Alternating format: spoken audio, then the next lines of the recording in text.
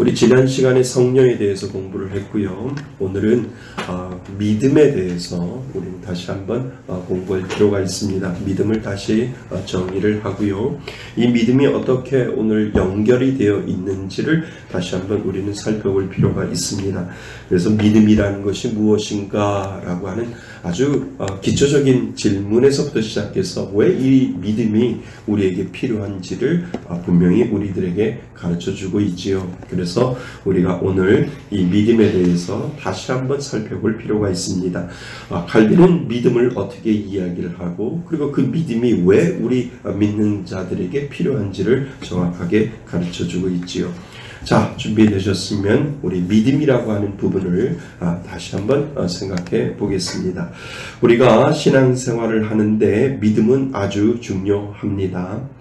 이 믿음은 우리가 지난 시간 살펴보았던 성령과도 밀접한 관계가 있고 지난 시간에 우리가 살펴보았던 성령 부분도 이 믿음하고도 완전히 밀접한 관계가 있고요. 하나님의 말씀 즉 성경과도 밀접한 관계가 있습니다. 그러니까 믿음이라고 하는 것은 따로 띄어서 설명할 수가 없고 성경을 통해서만 믿음이 설명되어지고 성령을 통해서만 믿음이 설명되어진다라고 하는 사실적인 관계를 우리들에게 지금 설명을 하고 있습니다. 우리가 제일 많이 사용하는 말 중에 하나가 믿음이지요. 예를 들어서 믿음으로 살아야지, 하나님 믿습니다, 믿음이 없어서 어떻게 하려고 라는 다양한 믿음과 관련된 말들을 우리가 신앙생활을 하면서도 얼마나 많이 합니까? 그래서 믿음이 많다, 믿음이 적다, 또 믿음으로 살아야지, 이러한 말들이 정말 우리가 신앙생활을 하면서 믿음이라고 하는 단어들을 우리가 참 많이 사용을 하지요. 어떤 사람에게 이런 질문을 했습니다. 당신은 무엇을 믿습니까? 그랬더니 특별히 답을 할 수가 없어서 교회가 믿는 것을 믿습니다 라고 이렇게 이야기를 했다는 거지요. 그렇다면 교회가 믿는 것이 무엇입니까? 라고 물어보았더니 제가 믿는 것을 믿습니다. 좀 이상한 대답을 하지요. 그렇다면 당신이 믿는 것이 무엇입니까? 우리가 믿는 것을 믿습니다. 이러한 질문에 대한 대답을 하고 있는 것을 우리는 보게 되죠. 이건 뭡니까? 제대로 모른다는 거예요. 제대로 지금 내가 믿음에 대한 정의를 모르고 있다라고 하는 것을 어떻게 딱히 믿음이 무엇입니까? 라고 할 때 그 믿음에 대한 정의를 제대로 이야기를 하지 못하니까 교회가 믿는 것입니다, 내가 믿는 것입니다, 우리가 믿는 것입니다 라고 계속해서 말을 돌리면서 정확하게 믿음에 대한 정의를 이야기해 주지 못하기 때문에 이러한 질문에 대한 답이 나올 수밖에 없다라고 하는 것이지요. 이 말은 막상 믿음에 대해서 정확한 정의가 무엇인지를 물어보면 뭔가 확실하지도 아니한 믿음의 정의를 가지고 있다는 것입니다. 그러니까 한마디로 막연한 믿음을 우리들에게 이야기해 주는 거예요. 아무리 믿음 생활을 오래 해도 믿음이 무엇입니까? 라고 질문을 했을 때 정확하게 믿음이라는 것이 무엇인지를 대답하기가 참 힘들다라고 하는 현실적인 문제를 우리들에게 지금 설명을 해주고 있다라고 하는 것이지요. 당신은 믿음을 어떻게 정의하겠습니까? 하나님을 믿는 것인가요? 교회를 다니는 것인가요? 이 연관 같은 이러한 믿음과 관련된 것들이 참 많이 있습니다. 믿음이라는 것이 있으니까 교회에 다니지요. 이러한 이야기하는 사람이 있습니다. 저는 목사님 믿음을 잘 몰라요. 그런데 교회라고 하는 것을 제가 다니니까 믿음이 있는 것 아닐까요? 그러니까 교회를 다니니까 믿음이 있는 거겠지요 라고 이렇게 이야기하시는 분들이 있다는 것이죠. 이렇게 이야기하시는 분들 여러분도 들어보셨을 겁니다. 하지만 믿음이 없어도 어디는 다닐 수 있어요? 교회 다닐 수 있어요. 제가 영국에 있을 때 한인교회들 보니까 믿음이 없어도 교회 오던데요. 정보를 얻으려고 하고 또 교제를 하려고 한국인 사람들 만나보려고 하고 또 그날 교회에서는 김치에다가 밥을 주니까 돼지불백이라도 이렇게 먹고 한 주간에 또 한국 음식이 그리워서 오시는 분들도 있고 믿음이 없어도 교회는 오는 분들이 있거든요. 그래서 믿음과 교회, 그러니까 교회를 가니까 믿음이 있습니다. 이 말은 맞을 수도 있고 틀릴 수도 있다라고 하는 거죠. 그러니까 믿음이 없어도 교회는 다닐 수 있습니다. 그래서 어떤 분들이 제가 교회에 오는 거는요 믿음이 있어서 오는 겁니다 라고 하면 맞는 말이 아니다라고 하는 것을 우리는 이것을 통해서 알 수 있죠. 우리는 믿으면서도 믿음이 무엇인지 모르는 경우가 많이 있습니다. 우리는 믿음의 정의를 분명히 내려야 합니다. 그래서 칼빈의 기독교 강요에서는 정확하게 믿음이 무엇인지를 우리들에게 지난 시간에 성령을 통해서 배웠던 것처럼 똑같이 비슷하게 이런 부분에 대해서 정의를 해주고 있다라고 하는 것이죠. 칼빈은 믿음을 이렇게 정의합니다. 아주 어려운 말인데요. 잘 보셔야 돼요. 믿음은 우리를 향한 하나님의 선하심을 확실하게 아는 지식입니다. 다시 한번요. 믿음은 우리를 향한 하나님의 선하심, 그 선하심이 뭘까요? 우리를 사랑하는 마음이겠죠. 그러니까 그 선하심을 확실하게 아는 지식입니다. 확실히 안 오지요. 괜찮습니다. 자, 이 지식은 그리스도 안에서 값없이 주신 약속의 신실성을 근거로 삼은 것이며 더 확실히 안 오죠. 애매하지요. 괜찮습니다. 그 다음 성령을 통해서 우리 지성에 계시되며 또 이상해지죠. 괜찮습니다. 우리 마음에 인쳐진 것입니다. 칼빈은 지금 믿음이라고 하는 것을 아주 우리가 생각하기에 머리 아프게 이렇게 정의를 했습니다. 믿음은 우리를 향한 하나님의 선하심을 확실하게 아는 지식이다. 이 지식은 그리스도 안에 값없이 주신 약속의 신실성을 근거로 삼은 것이며 성령을 통해서 우리 지성에 제시되며 우리 마음에 인쳐진 것이다. 저도 모르겠어요. 그런데 이것을 이제 제가 풀어드립니다. 하나하나 풀어드리면 이래서 믿음이라고 하는 정의가 칼빈이라고 하는 사람이 이렇게 어렵게 이야기했지만 이렇게 풀어보니까 믿음이라는 것이 이거구나 라고 하는 것을 이제 알게 됩니다. 자, 그래서 넘어가셔서 보시면 마음에 인쳐진 것이다 라고 말합니다. 뭔가 복잡하지요. 그러나 하나하나 풀어서 보면 그동안 우리가 알고 있는 것에 대한이 아닙니다. 종합적으로 정리한 것입니다. 그러니까 우리가 그동안 알고 있는 모든 것들을 믿음이라고 하는 이 단어 하나로 종합적으로 지금 정리해 놓은 건데 우리가 풀어서 보면 믿음이라는 것이 이거구나 라고 하는 것을 이제 알게 된다는 거죠. 하나하나 풀어보겠습니다. 먼저 믿음은 한마디로 말해서 지식입니다. 근데 그 지식이 무슨 지식이냐 하면요. 지식이라는 게 뭐예요? 우리가 공부해서 얻고 배워서 얻고 하는 모든 것들을 우리는 지식이라고 하는데 그냥 지식이 아니라 예수 그리스도를 뭐 하는 지식이요? 아는 지식에서 지식이 믿음입니다. 이거 먼저 머릿속에다 집어 넣으셔야 돼요. 그러면 그 다음이 해결이 됩니다. 그러니까 믿음은 한마디로 뭐라고요? 지식인데 그 지식이 무슨 지식이라고요? 그리스도를 아는 지식. 그러니까 모든 정보들을 우리가 다 얻을 수 있지만 그냥 정보를 얻는 것이 아니라 그리스도를 아는 지식이 있을 때 이것이 믿음이 된다. 그리스도를 아는 지식은 어디서 얻을 수 있어요? 지금 그리스도를 아는 지식은 어디서 얻을 수 있어요? 성경 말씀에서부터 그 그리스도를 아는 지식을 우리는 얻을 수 있죠. 자, 그 다음은요. 그리고 이 지식은 무엇을 통해서만? 성령. 그렇습니다. 아주 잘 배우셨습니다. 이 지식은 성령을 통해서만 정말 실제로 얻을 수 있습니다. 그러니까 우리가 지식을 배워요. 성경 말씀에 대한 지식을 배우는데 그냥 우리한테 다가오는 것이 아니라 누구를 통해서만? 성령을 통해서만 실제로 얻을 수 있습니다. 그러니까 성경을 읽는데요, 그냥 믿음이 없이도 성경을 읽을 수 있어요.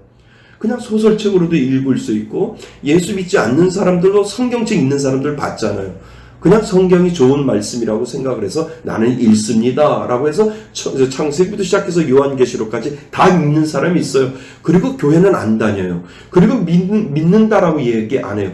그러면서도 자기는 성경을 1년에 뭐 1독을 하신 분도 있고, 뭐 성경을 자기 평생에 한 3, 4독 이렇게 했는데, 나는 도대체 믿음이라는 것이 뭔지 모르고, 도대체 나는 하나님이라는 것이 뭔지 모르는데, 성경은 내가 다 압니다. 그건 지식이죠. 지식이죠. 그 안에 뭐가 없어서? 성령이 없어서. 그러니까 지식, 그리스도를 아는 지식을 깨닫게 하는 그 능력을 누가 주신다고요? 성령이 주신다는 거예요. 그러니까 다시 말하면 믿음이 먼저냐, 성령이 먼저냐, 뭐가 먼저예요? 다시 한번요. 믿음이 먼저냐, 성령이 먼저냐? 성령이 먼저예요. 그러니까 내 안에 믿음이 생기기 전에 나를 사랑하시고 나와 함께하여 주시는 그 성령이 나를 사로잡을 때, 그 성령이 내 안에 들어오는 그 지식을 통해서 깨달음을 주신다는 거죠. 그 깨달음을 줄 때 내가 믿음이 생기고, 그 깨달음을 줄 때 내가 그 성경을 통해서 두려움이 생기고, 와우, 지금 내가 믿지 않으면 천국에 갈 수 없다라고 하는 그 두려움과 그 죄악된 그 모습들이 성령님이 그 지식을 통해서 나를 깨닫게 해주신다라고 하는 거예요. 그러니까 믿음은 내가 의지적으로 갖는 것이 아니라 나를 사랑하여 주시는 그 하나님의 은혜가 내 안에 왔을 때 그 성령님이 그 지식을 깨닫게 해주셔서 두려움을 갖게 하고, 깨닫게 해주셔서 희망을 갖게 하시고, 깨닫게 해주셔서 그것을 통해서 소망을 가질 수 있도록 만들어주시는 이가, 그 믿음을 알기 이전에 나를 사랑하여 주시는 그 성령님이 내 안에서 그것을 지도해 주시고 인도해 주신다라고 하는 것입니다. 그래야 여러분들이 성경 말씀을 읽을 때 내 안에 깨달음이 오잖아요.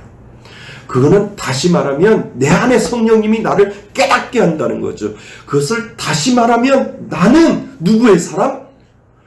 더도 말고 덜도 없이 하나님이 나를 낙인시켜 주셔서 인쳐 주셔서 너는 내 사람이다라고 하는 그 은혜를 나한테 주셨기 때문에 내가 성경의 지식을 알면 알수록 깨닫게 해주신다. 아멘. 그러니까 이거는 그냥 오는 게 아니에요. 그냥 내가 하나님의 말씀을 읽고 그리고 말씀을 묵상할 때 하나님이 나에게, 하나님을 믿는 사람들에게 그 성령의 감동하심으로 우리들에게 주신다라고 하는 거예요. 그러니까 예를 들어서 아침에 새벽에 기도하고 말씀을 묵상하는데 갑자기 치료제와 백신제가 생각이 나는 거예요. 말씀을 읽는데, 맞습니다. 하나님, 치료제는 치료제가 있고 백신이 있는데, 백신은 코로나가 걸리지 않기 위해서 맞는 것이 백신이고, 치료제는 코로나가 걸려서 치료하기 위해서 치료제가 개발이 되어야 되고 치료제가 있는데, 우리가 영적으로 보면 정말 백신은 뭐예요? 하나님의 말씀으로 무장하는 것이고, 치료제는 회개라고 제가 말씀드렸잖아요. 그것이 말씀을 묵상하는데 하나님이 저한테 이렇게 말씀하시는 것 같아요. 우리가 살아갈 때 영적으로도 치료제가 있고 영적으로도 백신이 있는데, 그 백신은 하나님의 말씀으로 오늘도 무장하지 아니하면 나는 죄를 지을 수 있고, 또 죄를 지어서 죄를 지어서 내가 그 죄에 넘어갔을 때 하나님께서는 회개라고 하는 것을 영적인 치료제를 나에게 주셔서 하나님 앞에 회개하면 하나님께서 치료해 주신다라고 하는 영적인 감각을 깨닫게 해 주셨다라고 하는. 그러니까 이런 모든 것들이, 세상의 모든 것들이 지식으로 들어와서 지식으로 끝나는 것이 아니라, 이 세상의 모든 것들이 지식으로 들어올 때 영적으로 해석시키는 이가 누구라고요? 성령님이시라. 그거는 목사인 저에게만 특별히 오는 것이 아니라, 하나님을 믿는 여러분들 모든 마음들 속에 성령님이 계시면 그 성령님이 말씀의 지식을 내가 내 안에 들어가면 들어갈수록 하나님이 그 말씀을 통해서 나에게 깨달음을 허락하여 주시고 느끼게 하시고 경험하게 하여 주셔서 하나님 내 안에 성령님이 이렇게 나에게 말씀하시는군요. 그러니까 성령님이 나에게 깨달음을 주시고 성령님이 나에게 은혜를 주셔서 내가 행동할 수 있도록 순종할 수 있는 마음도 내 안에 계시는 성령님이 그렇게 허락해 주신다. 이것이 은혜인 줄 믿습니다. 성령님이 있는 분들은 이러한 깨달음과 이러한 은혜로 살아가는 거예요. 이것만큼 큰 기쁨이 어디 있냐는 거죠. 그냥 지식으로 끝나는 것이 아니라 그 지식이 내 안에서 갑자기 영적인 부분으로 변해서 그 영적인 부분으로 해석되고 하나님이 원하시는 것이 이것이구나 라고 하는 그 깨달음의 경지, 깨달음의 극치는 세상의 어떠한 기쁨보다도 비교할 수 없다. 아멘? 맞습니다. 그래서 성령을 통해서만 정말 실제로 얻을 수 있습니다. 아무리 지식을 얻었다 해도 그 지식이 성령이 터치해 주시지 아니하면 믿음이 될 수 없다는 것입니다. 그러므로 실제로 믿음은 성령에 의해서 거듭난 사람만이 가질 수 있는 지식입니다. 이해되시죠? 여기다가 밑줄을 그으셔야 돼요. 믿음은 성령에 의해서 무슨 사람? 거듭난 사람만이 가질 수 있는 지식입니다. 그래서 어떤 분들은 목사님 성경이 있는데 내가 그전에는 분명히 성경을 읽었는데 그때는 이해도 안 됐고 그때는 터무니없는 소리인 것 같은데 왜 오늘따라 왜 갑자기 내가 이 성경이 갑자기 내 안에 훅 들어오고 이 성경이 두려움으로 느껴지고 이 성경을 읽을 때마다 하나님을 바라볼 수 있는 소망이 생기는지 몰랐어요. 알지요 우리는. 그게 뭐예요? 하나님 그때부터 성령님이 그 마음속에 그 마음을 주장하시고 그 성령님이 그 마음에 내주하셨기 때문에 내주하기 전과 내주한 후는 분명히 다른 것이다 라고 하는 것을 믿는 우리들은 분명히 알고 있지요. 자, 그 다음 믿음에 대한 정의를 분명히 해야 하는 이유는 바로 믿음은 진짜 믿음이 있고 가짜 믿음이 있다는 것입니다. 한마디로 좋은 것일수록 가짜가 많습니다. 가짜 믿음 중에 하나는 맹신과 무지입니다. 이거는 가짜 믿음이라고 칼빈이 우리들에게 이야기해 주는 거예요. 가짜 믿음 중에서는 맹신이 있고 가짜 믿음에는 무지가 있다. 좀 더 설명할게요. 한마디로 무조건 믿으라는 것입니다. 칼빈이 있을 때 중세시대는 로마 카톨릭, 그러니까 천주교가 우세했습니다. 로마 카톨릭은 로마 교회 성도들에게 너무 오랫동안 신자들을 무지 속에서 가두어 놓고 맹신을 요구했습니다. 그러니까 무조건 믿으라는 거죠. 그러니까 말씀에 대한 증거를 통해서 하나님이 이렇게 말씀하시니까 믿으십시오 라고 하는 것이 아니라 뭐예요? 무조건 믿어야 됩니다. 믿으셔야 됩니다 라고 그렇게 설명을 했다는 것. 맹신이죠. 그러니까 맹신과 무지는 같이 따라가는 겁니다. 로마 카톨릭 사제들은 신자들에게 교회가 하는 모든 일에 뭐하고 따르라고요? 믿고 따르라. 이것만큼 위험한 것이 없다라고 하는 거예요. 지금도 이렇게 말씀하시는 분들이 있어요. 교회가 하는 모든 일에 믿고 따르라. 아니에요. 이게 맞는 말인 것 같은데 아니에요. 하나님이 말씀하시는 그 모든 일에 믿고 따르라. 이건 맞는 말이죠. 그런데 교회가 하는 모든 일에 믿고 따르라. 이건 달라요.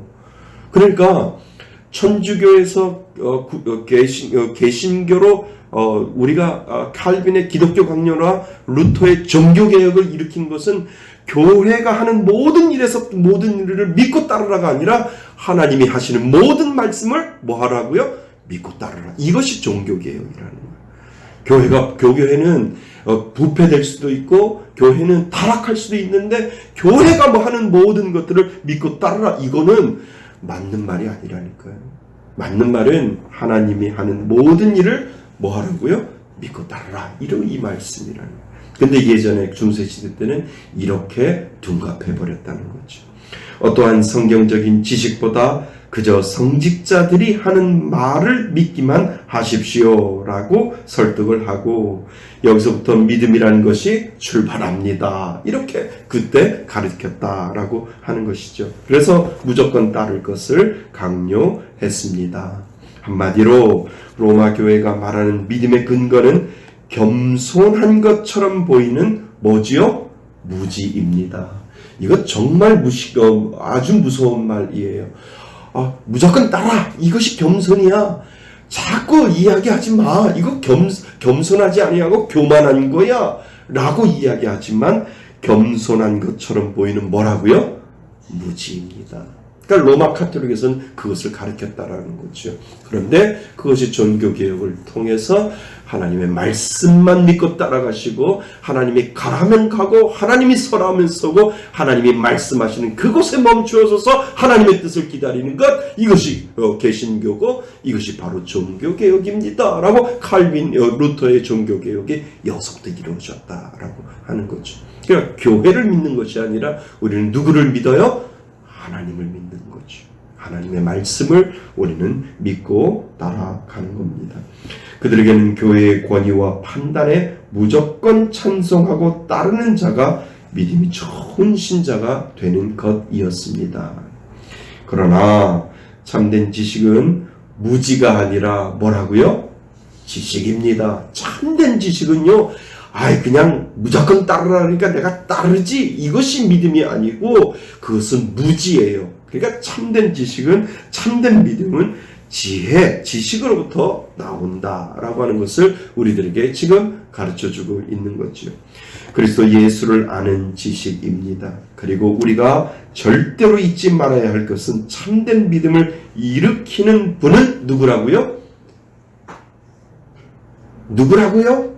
성령님. 참된 믿음을 일으키는 분은, 그러니까 내 안에 성령님이 참된 믿음을 일으켜 주려고 계속해서 나에게 내가 지식을 집어넣을 때 성령님이 나를 그것을 믿음으로 계속해서 만들어가 주신다는 거죠.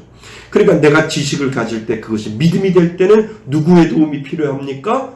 성령. 다시 한번요, 이거 아주 중요해요. 내가 가지고 있는 모든 지식이 믿음이 되려면 무엇이 필요하죠? 성령님의 도우심이 필요합니다. 아멘? 아멘 하셔야 돼요. 그냥 지식으로 끝날 수 있는데, 성령님이 나의 마음을 터치해 주시고, 성령님이 내 마음을 어루만져 주시고, 성령님이 내 마음 가운데 오셔서 자정하실 때, 그리스도를 아는 그 지식이 나에게 뭐로 변한다고요? 믿음이 되는 겁니다. 아주 이것만큼 중요한 일이 없다라고 하는 거예요. 그래서 믿음이란 성령이 지성에 조명해주고, 조명이 뭡니까? 빛을 비춰주는 거예요. 그러니까 제가 그린 거예요. 이거 잘 그렸죠? 예. 그러니까 오른쪽에 성령이 있고 밑에 믿음이라고 있어요. 그러니까 우리가 믿음이 생기려면 지성이라는 거, 성경을 아는 지식이 필요하고요. 그리고 우리들의 마음이 있어요. 그죠? 이 마음이, 성령님이 뒤에서 그 지성에게 빛을 비춰줘요. 그리고 성령님이 내 마음에 빛을 비춰줘요. 그리고 그 성령님이 빛을 비춰줄 때 내가 가지고 있는 지성, 내가 가지고 있는 그 지식을 가지고 있는데, 그 지식이 크고 작은 지식이든 어떠한 지식이 있는데, 그 지식을 성령님이 빛을 비춰주면서 그 성령님이 나에게 다가올 때 나이가 뭐가 된다고요? 그것이 믿음이 된다는 거예요. 밑에 그림이 있죠? 예? 믿음이 되는 거예요. 성령님이 내 마음에 조명을 시켜주면 그 마음이 뭐로 바뀌냐면 믿음이라고 하는 확신이 그 가운데 생기게 되는 거예요. 그래서 성령님이 아니고서는 우리는 하나님을 깨달을 수 없고 예수 그리스도의 지식을 가질 수 없고, 그냥 내가 믿음으로 나 믿음 가져, 나 믿을 수 있어 라고 하는 그 의지가 아니라, 그 믿음을 컨트롤할 수 있는 그 성령님을 통해서 내가 그 믿음을 가질 수 있다. 아멘? 예, 아주 중요한 것을 배운 겁니다. 그래서 마음에 인쳐 주실 때 진정한 믿음은 형성되는 것입니다. 형성에다가 동그라미를 좀 쳤으면 좋겠어요. 그래서 믿음은 그냥 우리가 의지적으로 만드는 것이 아니라 그리스도를 아는 지식과 내 마음 속에 이 떨떠름한 이 마음을 성령님이 뒤에서 빛을 비춰주면서 빛을 조명해 주면서 내 지성을 깨우고 내 마음에 확신을 주어서 그것이 뭐가 된다? 믿음이 된다. 아멘. 예, 이것이 바로 믿음이 된다라고 하는 것을 가르쳐 주고 있지요. 그래서 믿음은 사색이나 묵상, 훈련을 통해서 얻는 것이 아니라 성령의 조명, 불빛을 비추는 거죠. 조명에 의해 거듭난 신자들만이 얻을 수 있는 것입니다. 그러니까 성령이 그 안에 내주한다는 것은 거듭난 사람이잖아요. 그러니까 믿음이 있기 이전에 뭐가 먼저 있어요? 성령이 내 안에 내주하는 거예요. 아멘. 이것이 믿음을 가지고 있는 씨앗이다라고 우리가 이야기하는 거예요. 그러니까 내가 주 예수 내가 알기 전 주 예수가 나를 먼저 사랑했다라고 우리가 고백하는 이유가 내 안에 성령님이 나에게 먼저 내주하시고 기다렸다가 내가 중학교를 졸업한 사람이든 고등학교를 졸업한 사람이든 내가 대학을 졸업한 사람이든 내가 박사이건 상관없이 내가 내 안에 계시는 성령님이 내 안에 먼저 계시고 그리고 어느 순간에 요한복음 3장 16절을 고등학교를 졸업하든 대학을 졸업하든 박사이든 요한복음 3장 16절을 내가 읽었을 때 성령님이 내 안에 조명을 빛을 비춰주어서 학력에 상관이 없이 배움에 상관이 없이 그 조명을 통해서 그것을 믿음으로 만들어 놓으신다. 아멘. 예, 이건 정말 우리들에게 엄청 중요한 진리임을 지금 칼빈이 우리들에게 가르쳐주고 있다는 거죠. 그래서 베드로가 예수님을 그리스도로 고백했을 때 예수님은 그 믿음을 아버지가 주셨다고 말씀하셨던 것을 우리는 기억해야 합니다. 그러니까 성령님이 그 말씀을 하게 했다라고 하는 것이죠. 믿음은 교회를 존중하는 것이 아니라 성령의 조명하심으로 그리스도에 이르는 것입니다. 성령의 조명 없이 자기 신념과 열심에 따라 신앙생활을 하는 사람에게는 믿음은 더 이상 진전함이 없습니다. 이들은 결국 허무와 혼동에 이르러 쉽게 감정에 휩쓸리고 자신이 마치 신실한 믿음이 있는 것처럼 착각하여 그것만이 정의이고 진리라는 착각에 빠지게 됩니다. 그러니까 이거를 혼돈하는 사람이 있어요. 그러니까 내 믿음은 성령님이 나를 조명해 주셔서 내가 하나님의 말씀을 붙잡고 있을 때 그 말씀을 통해서 믿음이 생기고 깨달음이 생기고 그 말씀을 통해서 하나님이 주시는 그 말씀을 통해 내가 하나님을 바라볼 수 있고 내가 회개할 수 있고 내 죄가 깨달아질 수 있는 것이 진정한 믿음이라고 한다면, 그러니까 가장 근본적인 회개는 어디서부터 시작되는 줄 아세요? 말씀을 읽을 때. 가장 진정한 믿음, 은혜는 어디서부터 시작되는 줄 아세요? 말씀을 읽을 때. 말씀을 읽을 때 성령님이 나를 조명시켜주는 거예요. 말씀을 읽을 때 성령님이 나에게 깨달음을 주는 거예요.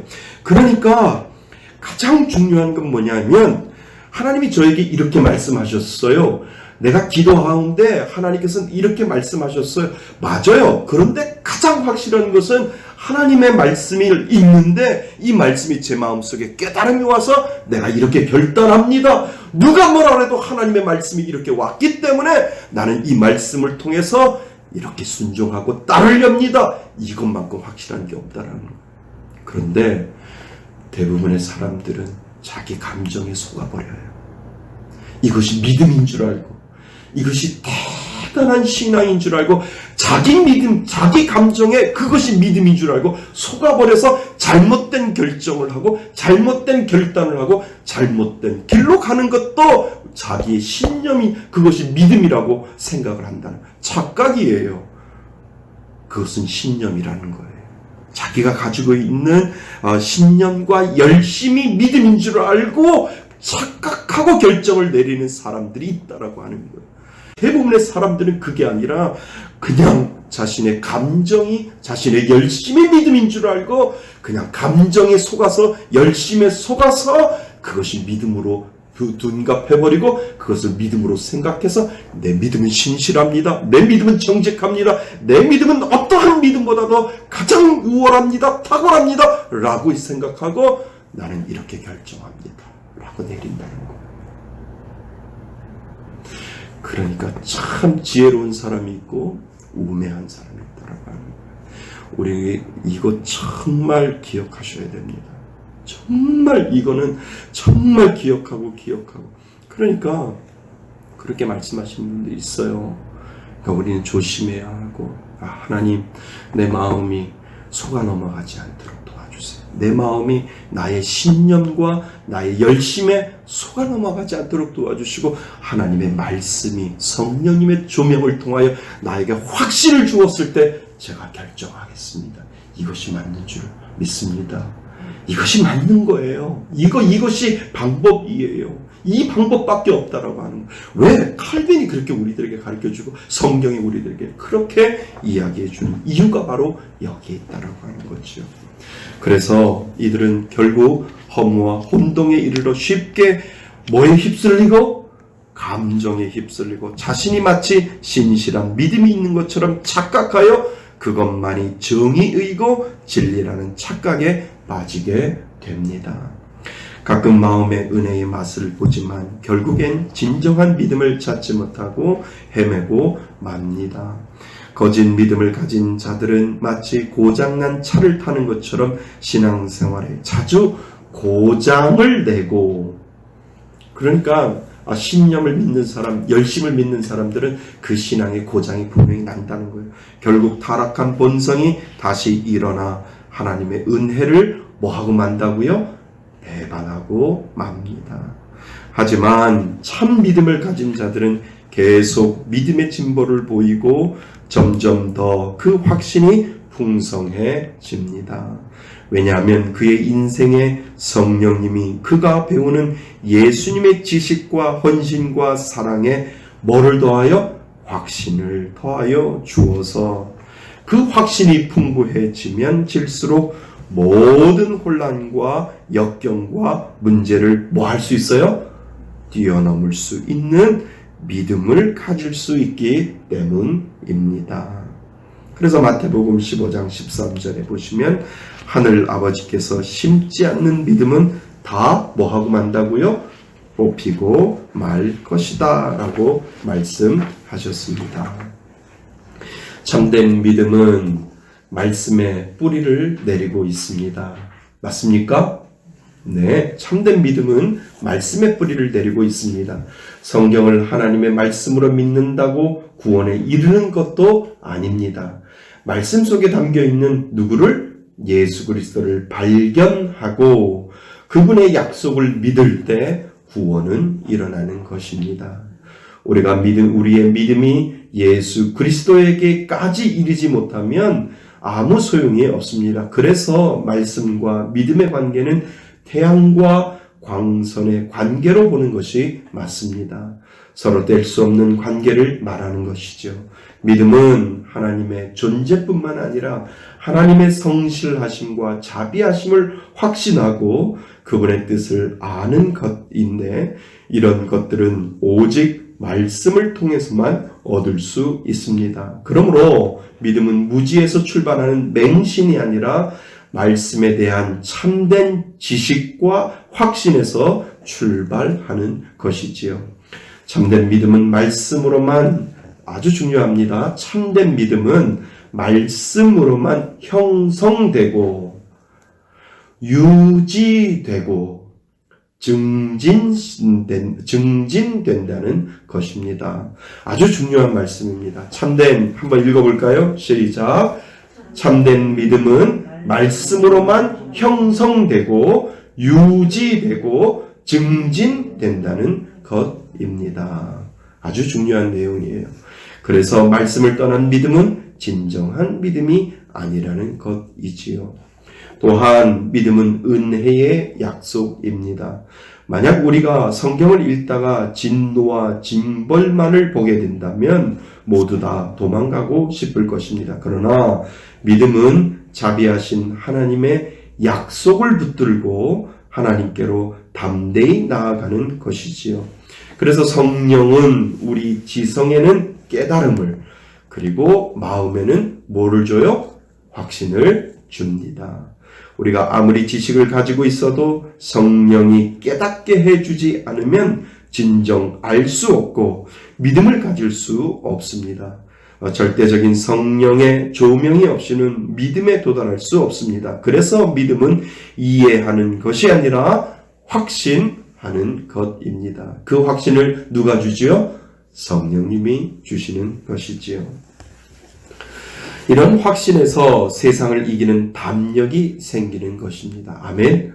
맞습니다. 이런 확신이 내 안에 자꾸 쌓이고 이 확신이 내 안에 있으면 담대력이 생기는 거예요. 담력이 그 안에 생기는 거죠. 그런데 성도들의 믿음도 흔들릴 수 있어요. 아무리 잘 믿어도 우리들의 믿음도 흔들릴 수 있다는 거죠.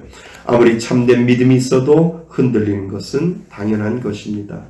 참된 믿음이기 때문에 사탄이 흔드는 것이지요. 믿음이 참되니까 사탄이 흔드는 거죠. 하지만 우리가 가지는 확신은 나의 신실함이 아니라 누구의 신실함이요? 하나님 아버지의 신실함입니다. 그러니까 우리가 가지는 확신은 내가 가지는 신실함이 아니라 하나님 아버지가 나에게 주는 확실한 신실함이죠. 그분을 믿고 확신할 때 복을 주신다는 것입니다. 그분을 믿고 확신할 때 복을 주신다는 거예요. 그래서 이런 확신에서 그분을 믿고 4페이지 밑에서 밑에 파라그래프 중간이요. 그분을 믿고 확신할 때 복을 주신다는 것입니다. 성도들의 그 위대한 참 믿음도 세상에 사는 동안에는 사시나무처럼 갈대처럼 마구 흔들릴 수 있습니다. 왜냐하면 성경에 믿음 좋다고 하는 사람들도 뭐 했기 때문에요? 흔들렸기 때문입니다. 믿음 좋다는 다윗도 크게 낙심했고 불안해했습니다. 심지어 하나님의 신실하신 사랑을 다윗은 의심하기도 했습니다. 우리가 죄의 짐에 눌릴 때는 낙심하기도 하고 불평하기도 하며 자책하고 그리고 지독히 의심하고 공포에 사로잡히기도 했습니다. 사탄은 이러한 것들을 무기로 해서 성도들의 신앙을 넘어뜨리려고 합니다. 그렇죠. 믿음이 있어도 사단은 이 모든 것들을 무기로 해서 우리를 넘어뜨리려고 하죠. 그러나 성도들은 곧 갈등과 흔들림에서 일어나 오히려 더 견고하고 빛나는 믿음으로 전진합니다. 아멘. 왜요? 우리들 안에 누구의 사랑? 하나님의 사랑에 대한 확신이 그 믿음으로 내 안에 자리 잡고 있기 때문에 갈등과 흔들림과 모든 어려움과 문제 속에서도 곧 떨쳐버리고 일어날 수 있는 그 믿음의 확신을 하나님이 우리에게 주셨다라고 하는 것이죠. 그래서 성도들이 종종 느끼는 두려움과 떨림은 성도들을 아주 넘어지게 하는 것이 아니라 반대로 온전한 구원을 이루어 믿음의 진보를 얻게 해 줍니다. 성도들은 성경에서 불경건한 자들이 징벌을 받는 기록을 보면서 두려워하고 떨게 되는데, 그러나 그 두려움의 지식이 아버지에 대해 갖는 그런 두려움입니다. 누구에 대한? 아버지. 그 아버지는 자식을 잘 되라고 채우라시고 끝까지 사랑하여 주시기 때문에 그 아버지에 대한 두려움이라고 하는 것이죠. 그래서 아버지의 사랑 때문에 갖는 두려움이지요. 그 아버지는 자녀가 뭐 하기를 원하고요? 잘 되기를 원하는 마음으로 때로는 두려움으로 다가오십니다. 그래서 성도들이 갖는 두려움은 더욱 조심하고 더욱 겸손하게 하고 더욱 위대하신 하나님을 바라보는 두려움입니다. 성도들의 믿음은 여러 가지 공격 앞에서 싸우다가 사정없이 흔들릴 때가 있기는 하지만 절대로 완전히 좌절되지는 않습니다. 오히려 그럴수록 더욱 견고해진다는 것입니다. 성도들은 약하고 흔들릴 때마다 믿음의 무엇을 먹으며? 말씀을 먹으며, 다시 한번요, 믿음의 무엇을 먹으며? 말씀을 먹으며 새롭게 일어납니다. 그러니까 우리가 힘들고 어려울 때, 우리들의 믿음이 흔들리고 우리의 모든 은혜가 없고 그럴 때마다 우리는 무엇을 먹어야 돼요? 말씀을 먹으면 우리는 오늘 또 새롭게 태어나는 거예요. 하나님, 이전 것은 지나갔으니까 내 안에 하나님의 말씀으로 다시 채워서 나도 오늘도 그 믿음의 확신을 가지고 새롭게 살겠습니다 라고 하는 그 믿음의 고백을 우리가 날마다 하나님 앞에 하는 거예요.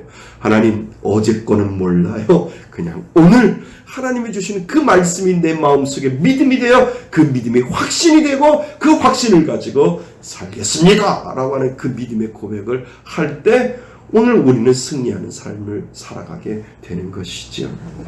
그래서 말씀은 변치 않는 하나님의 사랑을 약속해 줌으로써 그리스도는 우리 곁에 계시는 분이 아니라 우리 안에 우리와 하나로 계신 분이라는 것을 보여줍니다. 아멘. 믿음은 반드시 영원한 구원에 대한 소망과 함께 합니다.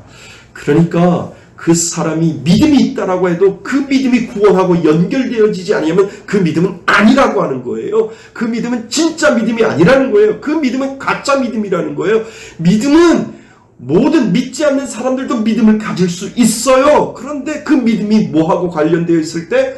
구원과 관련되어 있을 때 그 믿음은 무슨 믿음? 살아있는 믿음, 진짜 믿음이라고 우리들에게 설명을 해주는 겁니다. 믿음을 가진 사람은 하나님은 참되시며 자신의 약속에 신실하신 분이라고 믿습니다. 그분은 우리를 자신의 자녀로 대하실 것입니다. 우리가 분명 이러한 구원에 대한 분명한 소망을 가지지 않는다면 무엇은 없다고요? 믿음이 없는 것입니다. 아멘. 여러분들 구원에 대한 믿음이 있죠?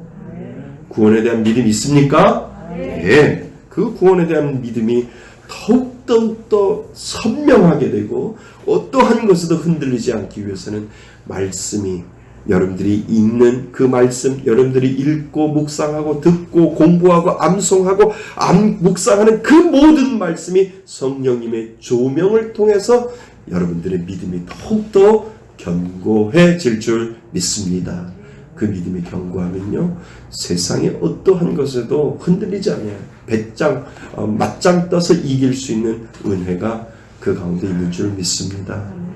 돈이 최고라고요? 아니에요. 돈 위에 믿음이 최고인 것을 계속해서 하나님이 우리들에게 가르쳐 주고 있는 것이죠. 아멘. 예, 감사합니다.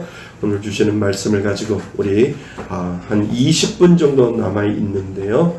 20분 동안 우리 오늘 주시는 말씀을 가지고 기도하시고요. 제가 중간에 끊지 않겠습니다. 기도하시고 또 우리 교회를 위해서